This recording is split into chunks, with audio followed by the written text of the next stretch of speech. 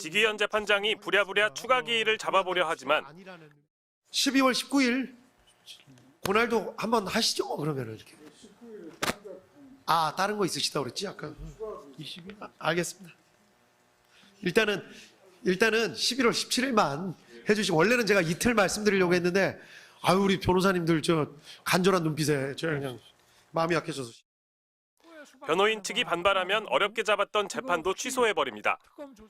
변호인들 의견으로는 17일 그 재판 진행이 불가능할 것 같습니다. 아, 도저히 안 되시네. 도저히 안 됩니다. 아유, 알겠습니다. 4일입니다. 일주일에 4일은 저희는 못합니다. 아, 예, 변호사님들이 정 안 되신다 그러면 그건 어쩔 수 없죠. 쟁점과 관계없는 사안들을 늘어놓은 피고인 변호인들을 제대로 제지하지 않고 저급한 언론에 의해서 지금 여기 나와 있는 변호인이나 피고인들은 온갖 영향을 다 받고 있습니다. 이게 바로 대한민국 검사와 지금의 특검의 행태고요. 원칙으로 돌아가서 생각해 보면 쉽습니다. 이 법정에서 정숙하셔야 되는 의무는 판사, 검사, 변호사 때문이 아니고 법원을 존중하는 의미에서 그렇게 하는 겁니다. 다들 정숙해 주십시오. 아시겠죠? 농담 섞인 진행으로 재판이 늘어지는 일도 부지기수입니다.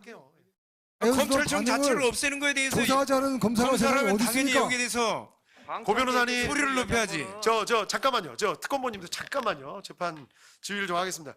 뭐 변호사님들이 뭐 나서시고 그러셔요. 변호사님들께서 꼭 배고프실 때가 되면 이러시더라고. 한창 재판이 진행되는 중에 피고인인 윤 전 대통령과 교도관 저녁 식사까지 걱정합니다. 지금 구속된 상태라서 식사 문제가 있어서 사실 제가 지금 마음이 지금 네. 예.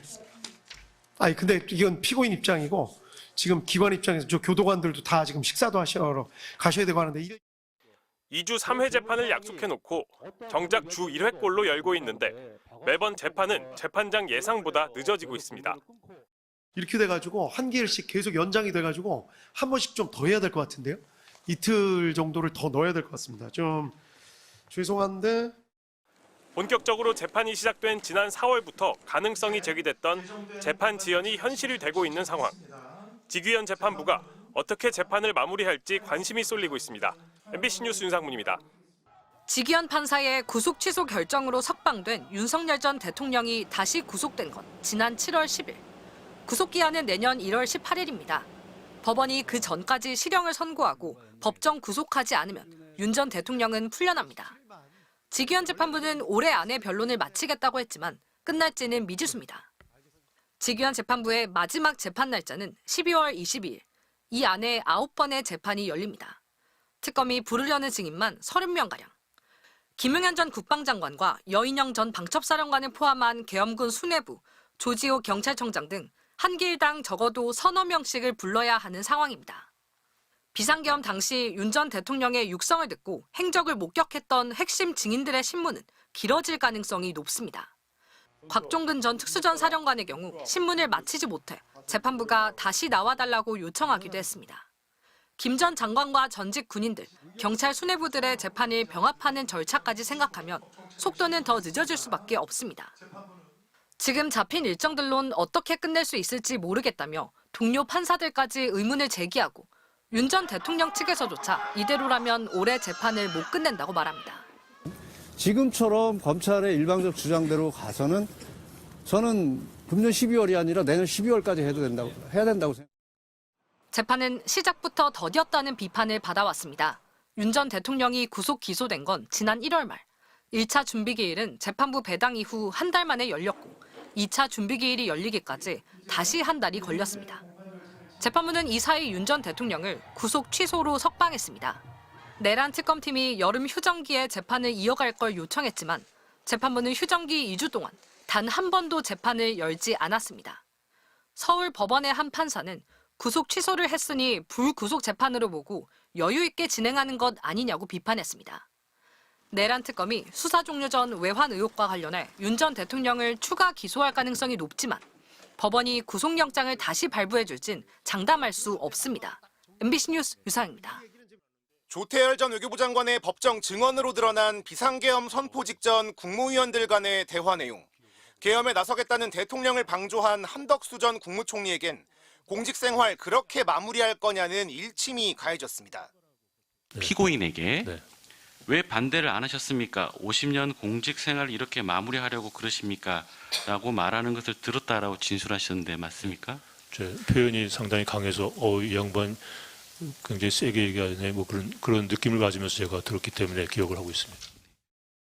이상민 전 행안부 장관은 면전에서 너는 예스맨이라고 직격당했습니다.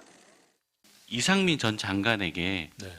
너는 원래 예스맨이니까 노라고 못했겠지라고 말하는 것을 들었다라고 진술하셨었는데 이것도 맞나요? 그것도 제가 표현이 과하다고 생각해서 제가 기억을 하고 있습니다.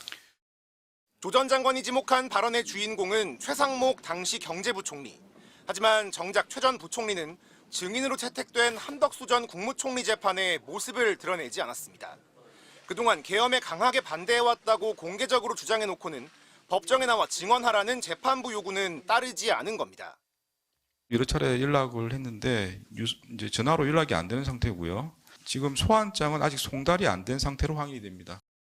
예스맨으로 지목당한 이상민 전 장관도 나란히 증인으로 출석하지 않았습니다. 재판장인 이진관 부장판사는 채택된 증인들에 대한 신문은 반드시 이루어져야 한다며 강제 구인 방침을 밝혔습니다. 저희 재판부는 또 그리고 불출석을 할 경우에 아까 말씀드린 제재 요건에 해당되면은 제재를 할 예정입니다. 그리고 내란특별법의 신속 재판을 고려해서 필요한 제재 조치는 바로 다 취할 예정입니다. 그래서 과태료 부과뿐만 아니라 구인영장 발부도 검토하고 있고. 추경호 전 국민의힘 원내대표 역시 증인으로 나와야 한다면서 구속영장이 청구된 상태니 증인 신문은 철회하겠다는 특검 측 주장도 일축했습니다. 증언 거부랄지 또는 불출석이랄지 이런 가능성이 높은 증인인데 증인 신청할 실익이 있을까 이런 부분이 좀 앞서서 말씀드린 겁니다. 재판부는 소환을 해야 된다는 입장입니다. 다만 나와서 본인이 뭐 증언 거부를 하든지 뭐 법에 위반되게 출석을 거부하든지 그건 맞춰서 제가 조치를 취할 거고요. 소환은 해야 된다는 입장입니다. 이 부장판사는 곧바로 이 전 장관이 정당한 사유 없이 재판에 불출석했다며 과태료 500만 원을 부과하고 오는 19일 재판에 나오도록 구인영장을 발부했습니다. 오는 12일에는 윤석열 전 대통령에 대한 증인 신문도 예정된 상황. 재판부의 방침이 확고한 만큼 윤 전 대통령이 불응할 경우 내란 재판과 달리 법정에 강제 인치될 가능성이 높아졌습니다. 한 전 총리 사건을 맡고 있는 이 부장판사는 주 2회 재판을 진행하면서 이번 달 안에 사건을 끝내겠다고 밝힌 상태입니다. MBC 뉴스 이준범입니다.